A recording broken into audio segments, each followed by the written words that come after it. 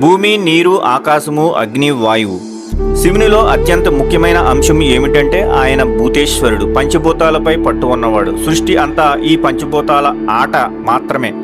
కేవలం ఈ 5 మూలకాలతో ఎంత గొప్ప సృష్టించినవాడు ఆ భూతేశ్వరుడు. మీకు ఈ పంచభూతాల మీద కొంచెం పట్టు సాధించాలని ఉంటే అప్పుడు జీవన్మరణాలపై మరియు మీ చుట్టూ ఉన్న ప్రతి దానిపై మీకు పట్టు ఉన్నట్టే. ఎందుకంటే ప్రతిదీ ఈ పంచభూతాలతో సృష్టించబడిందే కనుక. యోగాలో అత్యంత ప్రాథమికమైన సాధన భూతశుద్ధి. శరీర వ్యవస్థలో పంచభూతాలను శుద్ధి చేయడం మరియు వాటిని ఆధీనంలోకి తెచ్చుకోవడమే.